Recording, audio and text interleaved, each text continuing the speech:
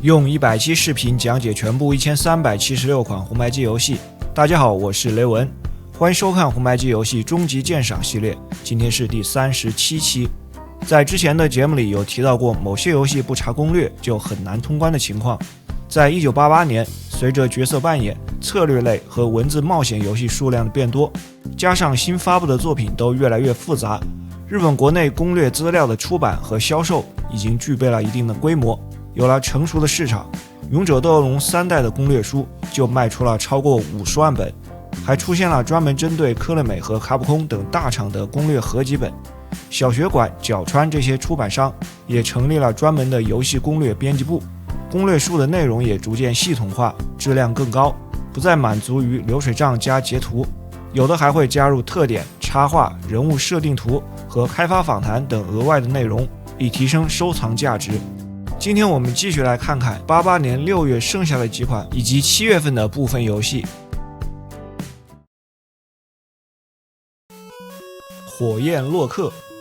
这是 Use 发布在磁碟机上的一款平台动作游戏，之前也介绍过这家公司的游戏，数量不多，素质也不高，但本作的开发方 System Sakon 属于史克威尔 Dog 团队的一员，之前主要在电脑端开发游戏。故事背景是公元2102年，一道纯白的光芒从天空落在地面，1年后灾难袭击地球，岩浆爆发，怪物横行。原来这是不明生物入侵，他们在地下深处建立了一个基地，人类的文明被践踏，主角为了拯救地球而战。游戏的设计非常特别，在一个类似洞穴的场景，画面只能上下滚动，玩家控制的角色 B 键扔火把作为攻击武器， A 键跳跃，在移动的时候主角的长发飘飘，走路时脚下像装了弹簧，就像一个随时要爆发的弹球，跳起落下后还会由于惯性继续小跳。实际上移动和跳跃的惯性导致操作起来相当困难，但在这款游戏里是有意设计成这种特性，如果能适应会获得一种异样的快感。人物跳起如果贴到墙壁边缘，持续按跳跃键还能向上攀爬。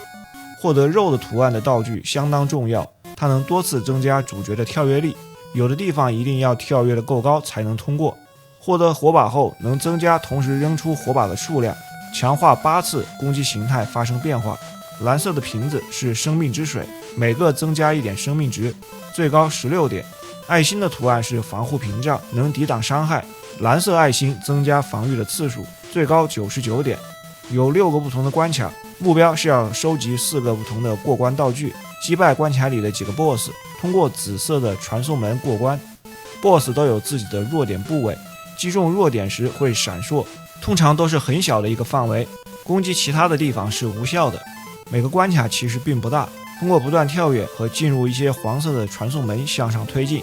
这里的关卡设计并不像常规的有空间和平台就往上跳，而是正好搭配奇特的手感和惯性以及攀爬的动作，要利用这些特性过关。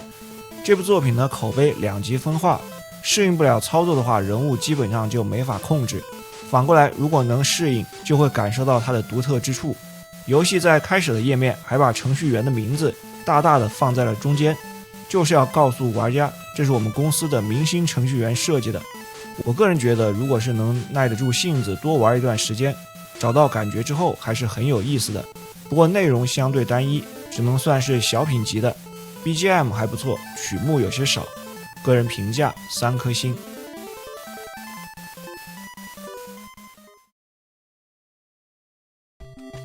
妖精传说，科乐美发行在磁碟机上的文字冒险游戏，全名叫做 Lisa 的妖精传说，由偶像歌手立花理佐代言，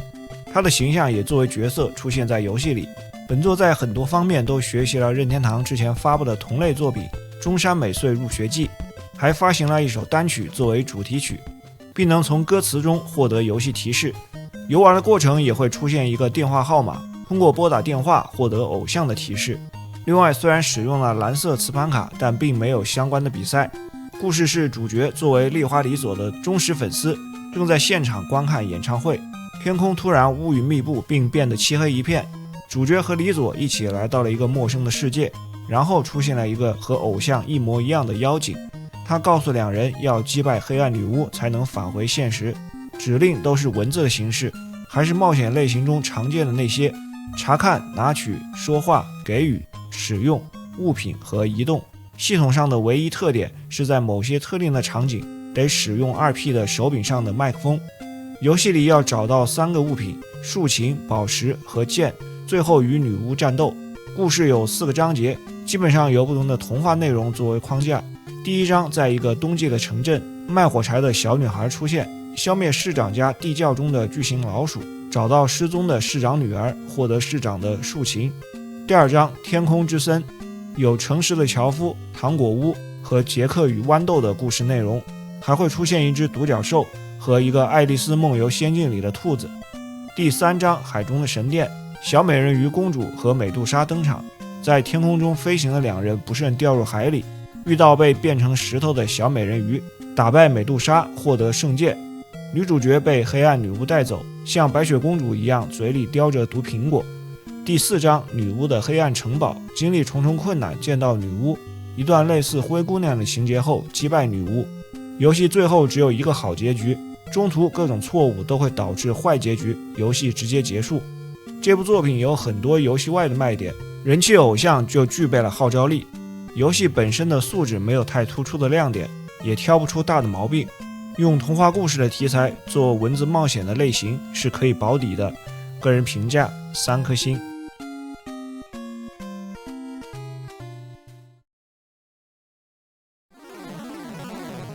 妖怪道中记，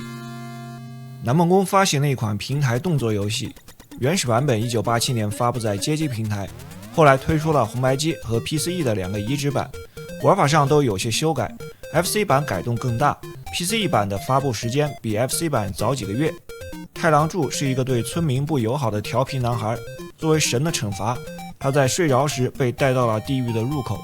在活着的时候绕着地狱转了一圈，并接受炎魔的审判。主角攻击方式是发射灵气弹，按住方向键下可以蓄力，但如果蓄力的时间过长，太郎柱就会呼吸急促，暂时无法动作。画面上方右边有一个地图显示主角所在的位置，左侧显示生命值、Pios 虔诚值和金钱，下面一个大框显示持有的道具。在场景里很多的地方都能获得金钱，消灭敌人也会掉落钱，这些钱用来在商店购买道具，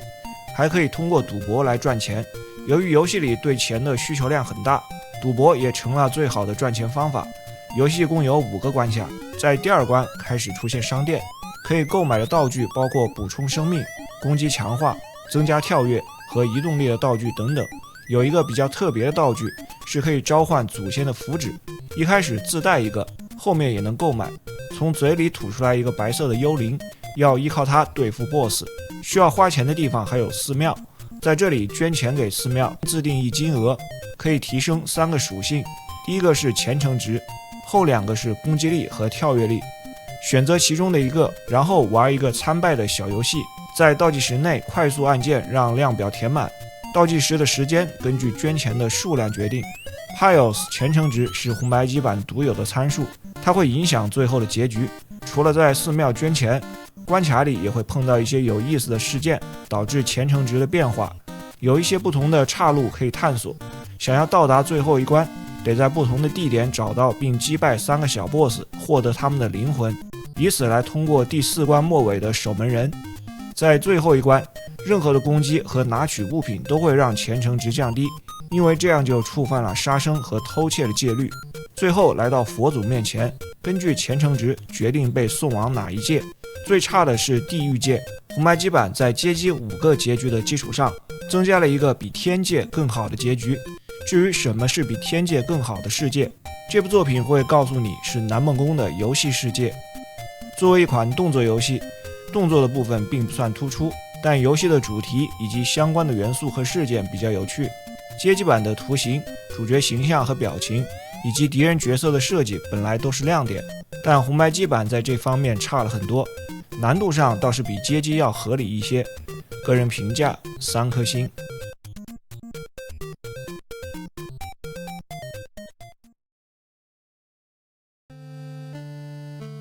真田实勇士 Camco 发行了一款角色扮演作品，以真田实勇士为题材的游戏、小说和影视剧不少。相比之下，这款游戏在国内的知名度好像并不太高。本作的主题就是玩家扮演年轻的名将真田幸村，受父亲的命令周游各国，召集10名武士，以对抗力量强大的敌人德川家康。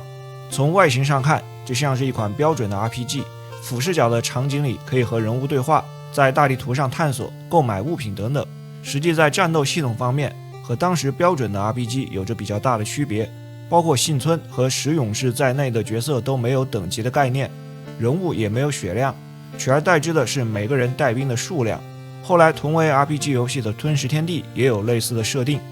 敌人也都是以带兵的数量表示。来到战斗界面后，指令分为战斗、逃跑和招募。如果是选择了战斗，还得选择我方派谁攻击。这里有一个兵种象性的设计，敌方总共有12种类型，而我方不同的人物也是不同的兵种，有相克和被克的关系。搞清楚象性关系对战斗很有帮助。在战斗中说服招募对方士兵是补充我方战斗力的唯一方式。选择要招募的人数，补充兵力需要消耗兵粮，同时不同的兵种还得提供给该兵种相应的武器和装备，这些资源都可以在城镇里购买。在招募时，象性也会影响招募的成功率。如果敌方是家康的部下，成功率就会明显降低。角色的攻击力随着带兵数量的增加而上升，忠诚度也会影响攻击力。每次战斗后，忠诚度都会下降，通过给予口粮来增加忠诚度。游戏的流程基本上就是遵循去到下一个城镇，找到一个人加入队伍，而且加入的顺序是固定的，完全线性的流程。如果玩家对真田石勇士的故事本身有所了解，玩起来就比较容易了。最后和德川家康不同的兵种进行多轮战斗。这部作品从玩法上是有些新意的，石勇士都有自己的特点，面对不同的敌人都能派上用场。最关键的不同兵种的象性，搞清楚这一点后，由于缺乏其他的变化，而且只能依靠战斗来补充兵力，战斗过程就会显得比较呆板。游戏画面在同类作品中算是不错的。Camco 在游戏里还加入了一些与时代设定不符和插科打诨的元素，以此来联动自家其他的游戏，比如超人里穿西装的敌人，还有叠对叠的 BGM。 这样的设计混入战国的 RPG 世界观比较有争议。个人评价3颗星。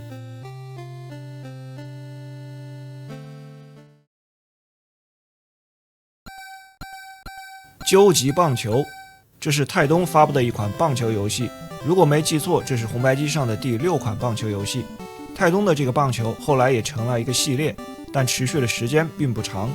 之前有提到过，这个时期的棒球游戏基本上是以南梦宫的家庭棒球为标杆，本作也是在此基础上添加新的元素，同样使用了日本联赛的真实球队和球员，名字有些修改。在一开始选择球队的页面有12支职业球队，特殊的是最后一个字母 I 是一支以当时的女性偶像的名字组成的队伍。确定球队后也能调整阵容，同时在球员名字的左边有一个脸的图案，表示队员的状态，这应该是首次出现。这种设计在后来的棒球、足球等游戏中被广泛采用，球员的体力也以不同颜色的圆点表示，非常直观。开赛前加入了解说员的解说，也会偶尔穿插在比赛的间歇当中。进入比赛后，我方进攻时视角是从捕手后方呈现，来到我方防守的回合，视角变成从投手后方呈现。画面上方左右两侧还会显示击球手和投手的简要信息。防守时除了像之前的棒球游戏一样操控不同位置的防守球员，还能设置成半自动的防守模式，这时电脑会自动控制球员站位和辅助移动，是一个很友好的设计。如果是联赛的模式里，比赛结束后的奖励分数能用于强化球员的能力，包括投手的球速、耐力和变化，普通球员防守时的投球力，以及击球力和跑动能力。投手成长后能投出特殊的魔球。另外，除了比赛本身的内容，还增加了像是打架斗殴和给球员打气的指令等等。这款棒球作品以南梦宫家庭棒球为蓝本，基本素质没有什么问题，有些创新的元素，加入场外的内容比较有想法。联赛里成长的元素能降低长时间游玩的重复感，成长的水准也不至于破坏平衡性。用新闻里常说的一个词，整体上稳中有进。个人评价3星半。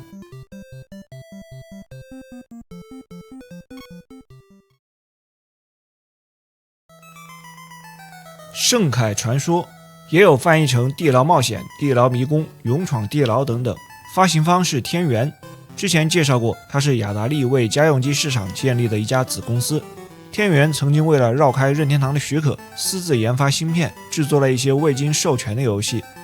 这也是一款街机的移植作品。1985年由雅达利开发，移植后只发行了美版。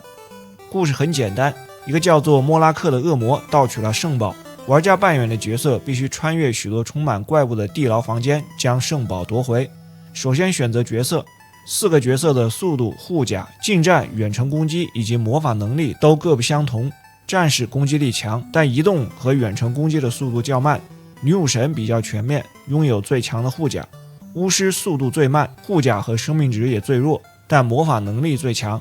精灵猎手速度最快，但攻击力较弱。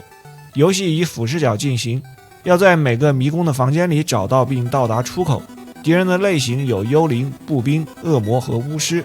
有一个骷髅图案的生成器会不断地制造更多的怪物，可以将它破坏。在关卡中需要收集钥匙来开启白色的门，钥匙是一次性的消耗品，也可以用它来打开封闭的宝箱。常规的宝箱散布在房间的各处，收集足够的宝箱可以提高生命值的上限。角色的生命值会随着时间不断的减少。场景里清除裂开的墙壁，或者踩在闪烁的地板上，能打开道路到达新的区域。有一种特殊的房间，进入后出现倒计时，在时间的限制内获取奖励宝箱，然后离开房间，可以恢复大量的生命。也有食物类的道具能恢复生命值，其他的道具还有可收集的炸弹，以及提高速度、力量或者短暂赋予特殊能力的物品。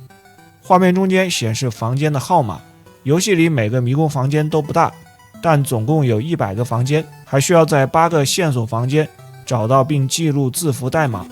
这部作品的玩法简单，画面看上去也比较简陋。开始前面的几个关卡觉得没有什么意思，但到了后面变化还是相当丰富的，难度也会变得很大。有的地方敌人用堆积如山来形容一点也不过分。角色获得食物后还会发出销魂的合成语音。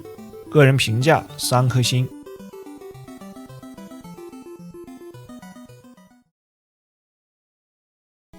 传说之翼也翻译为翼人，又是一款街机移植作品。街机版是卡普空1986年发行的，街机的日版叫阿瑞斯之翼。主角1P是穿着红色比基尼的女性，2P是穿蓝色内裤的男性，而在街机的美版改成了2个男性。这里的移植版沿用了街机美版的角色，玩法在街机的基础上也进行了修改。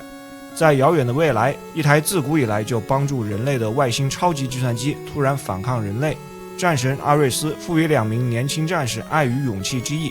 消灭黑暗并延续人类的生存。类型结合了纵向和横版飞行射击的元素，一开始处于纵向模式，有发射子弹和扔炸弹2种攻击方式。炸弹对付地面的敌人，收集字母 P 强化武器威力，可以提升4个等级，从普通攻击开始，然后是双激光、穿透光束和3项火焰射击。当第4次升级武器时，角色变成一只大鸟，攻击更加强大，炸弹的威力也会同步升级，具有更好的速度和射程。同时，如果玩家在攻击强化状态下被命中，会恢复到之前的力量水平，不会直接挂掉。如果处于变身的模式，可以承受敌人的2次攻击才会降级。进入横版射击的场景后，只有1种攻击方式，落到地面可以行走。2种形式的场景都会有各自的 BOSS 出现。在纵向版面里，特定的位置扔手雷会发现奖励区域，进入后出现 Lucky 的英文，这部分没有敌人，能获得额外的分数。初上手的时候游戏感觉不错，画面音效也很好，越往后越单调，关卡的设计比较一般，特别是横版场景，后面的重复内容相当明显。每关的 BOSS 都是一样，最后一关稍有不同，在横版的场景里击败 BOSS 后，要穿过他的身体消灭最终 BOSS 通关。游戏评价2星半。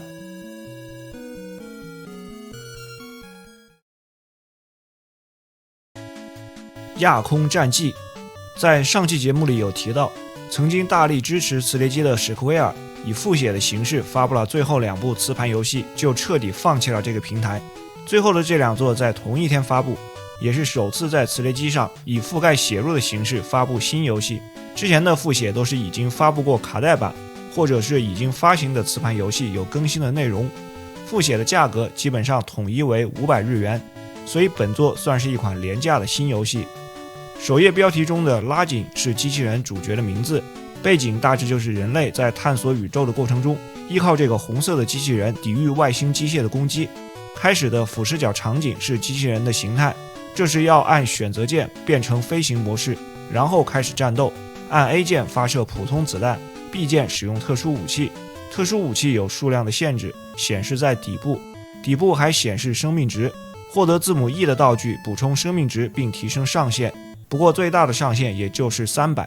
到了可着陆的区域，变回机器人形态。这时如果该区域有好几个箭头指向，表示有不同的岔路，因此关卡带有轻度的迷宫属性。选一个方向继续起飞探索。关卡内的目标是要找到并消灭 BOSS， 但在此之前得先找到一个数据芯片，获得它有特定的条件，比如像这样消灭特定地点一定数量的敌人，然后还得获得一张钥匙卡。这时也有要完成的解谜内容，基本上是采集关。在到达本关的 BOSS 地点之前，还会有一场小 BOSS 战，总共有5个关卡，每关的 BOSS 战都是摧毁一个主计算机单元，长相都差不多。场景里有一个 W 字母的道具可以拿取，在过关后能进入商店，有几种特殊的武器和护盾，每次可以购买1种武器和1种护盾，还能花钱补给弹药。钱的多少取决于关卡里消灭敌人获得的分数。来到新的关卡，在菜单页面切换特殊武器和护盾，按照前面的流程清理敌人，获得数据芯片，找到钥匙卡，消灭 BOSS， 完成全部的5关内容。这个游戏里除了商店购买武器护盾，没有别的强化元素。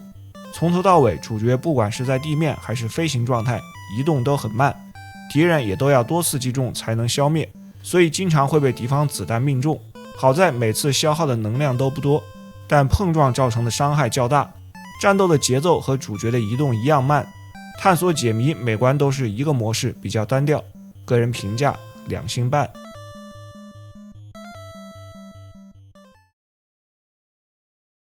魔法弹珠台和刚才介绍的亚空战记一样，这是史克威尔在同一天发布的另一款覆盖血路游戏，是一款桌面的打弹珠。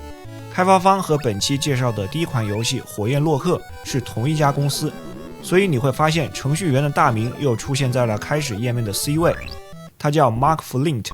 之前在电脑端有一款同类游戏叫 Moonball， 本作的原名是 Moonball Magic， 相当于是续作。开始还有一个类似序章的内容，要将弹球打入洞中，球就会从上到下掉落在游戏名字上。这时响起音乐，程序员的名字又会出现一次。这么看来，他应该是真的很有才华，公司很想让他出名。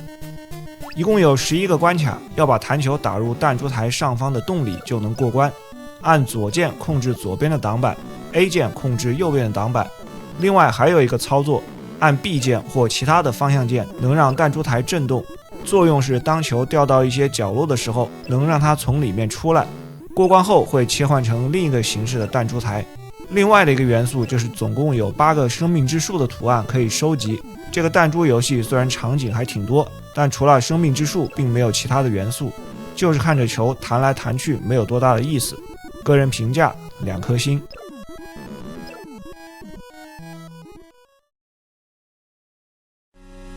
超级黑石传说，这是防弹软件制作的一款 3D 地牢角色扮演作品。1984年在电脑端发布了游戏《黑石传说》，是日本早期很有名的地牢游戏。红白机版在此基础上重新设计了玩法，新绘制了图形和地图，游戏名也加了超级2个字。简单的故事背景，有一个古老的传说，黑玛瑙是一种能带来永生和巨大财富的宝石，位于被诅咒的宇都罗城郊的黑塔中。为了寻找这颗宝石，许多冒险者前往地下迷宫。开始的界面选择一个角色，有很多已经预设好的角色卡片，显示人物的名字、职业和参数。职业包括了英雄、法师和僧侣。进入游戏可以在第1层的 3D 地牢里遇到其他友好的角色，能将他们招募成队友，组成最多5个人的战斗队伍。在这一层还有各种商店，为了简单明了，商店的种类分得很细，武器店、铠甲店、头盔店、盾牌店、服装店有10几种，甚至还有理发店能更换发型。在战斗画面中，用左右方向键选择图标执行指令，包括战斗、谈话和逃跑。图标是一个穿盔甲拿着剑的小人，表现出不同的动作，相当的直观。每个人物旁边都有对应的3个横条，分别表示该人物的生命值、力量和敏捷。如果人物的力量和敏捷下降，说明他累了。脱离战斗后，行走一段距离会逐渐恢复。仅仅参与战斗并不能得到经验值，只有完成了攻击动作的队员才能获得相应的经验值。僧侣和法师使用法术需要分别装备符文和宝石，这2个物品也有专门的商店，就相当于他们的武器。游戏的流程需要先从第1层进入地下的地牢，穿越地下迷宫后找到进入黑塔的入口，然后从下往上攀登，最后到达塔顶。总共18层地下区域，加上44层地上区域，场景很大。由于是早期的电脑游戏，红白机版虽然做了改良，系统还是过于古老。战斗时几个职业的攻击动作都是扔武器，然后敌人也是从右往左扔，显得很单调。虽然是发行的日版，但角色名字都是英文，全程也没有什么对话，再加上指令大量使用了图标，很好上手，也基本不存在语言障碍。因此它在日本也被认为是早期入门级的地牢 RPG， 个人评价2星半。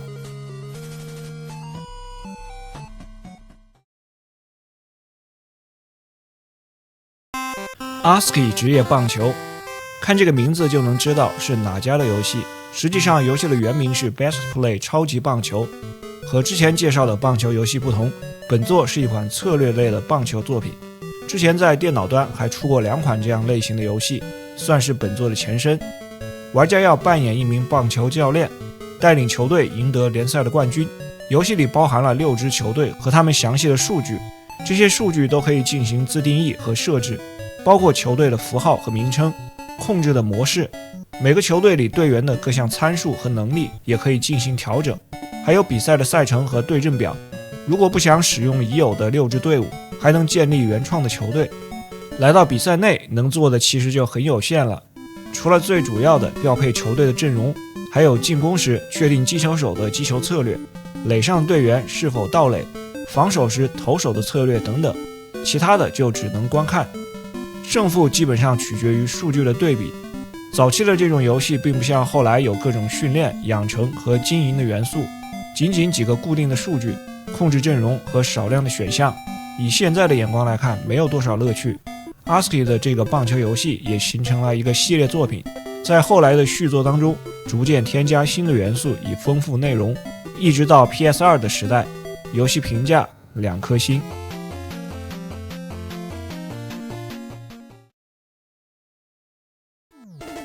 小麻烦千惠，浪花爆破娘。这是一部漫改的文字冒险游戏，来自春木月四的长篇漫画《小麻烦千惠》，1978年到1997年间连载于双叶社的漫画 Action。居住在大阪的小学生千惠，家里经营烧烤店。漫画讲述了千惠和周围人们丰富的生活，后来也推出了动画和电影。系统上依然是使用选择指令的方式，这些指令都是垂直书写的，同时人物对话的时候出现一个说话的框，对话内容也都是垂直呈现，模仿漫画里的形式。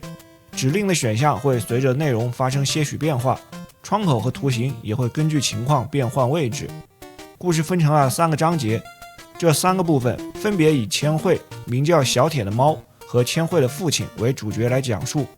第1章，千惠通过对话收集道具，帮助居民解决烦恼。第2章以小猫的视角探索城市，从寻找丢失的物品开始，然后调查邻居家的猫的事件。第3章，千惠的父亲在店门口发现一个婴儿，完成相关的事件还要想办法赚钱。随着剧情的推进，可以游玩不同的迷你小游戏，比如第1章跟父亲学习打棒球，第2章猫咪的猜谜游戏和与其他猫的战斗，第3章千惠的父亲赌博，玩老虎机和赌马等等。这部作品当年在日本很受欢迎，评价相当高，游戏的图形不错，配合漫画的风格还原度高，人物对话的个性也和原著相符，文字解谜的部分没有太大的难度，属于入门级的，玩起来比较轻松，相反是小游戏的难度较高。对于原著的粉丝，当年绝对是不能错过的。现在来看，如果是有汉化就更好了。个人评价3星半。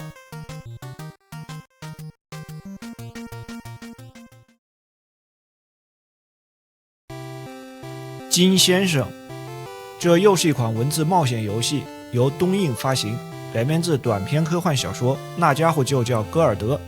在游戏之前，还有一部根据小说改编的动画，也是东映出品。游戏的角色形象就是根据动画来制作的。戈尔德是 Gold 黄金的音译，也就是主角的名字。开场动画播放一段很长的钢琴弹唱，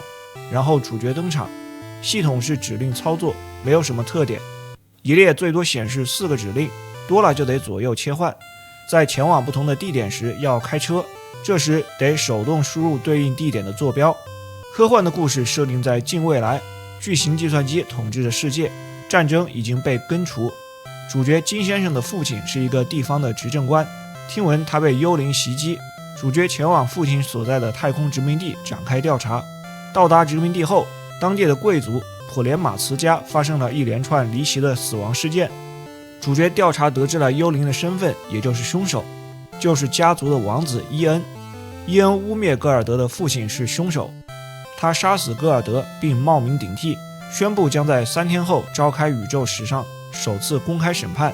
在审判当日的法庭上，真正的戈尔德突然出现，揭穿伊恩的假身份。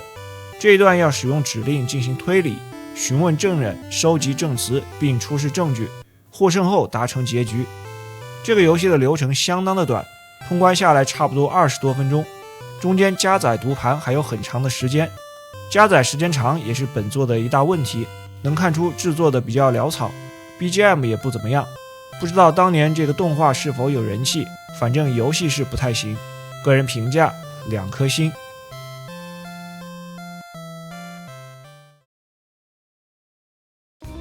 好了，以上就是本期的全部内容，下期咱们接着介绍88年7月的游戏。如果您喜欢，还请多多支持，咱们下期再见。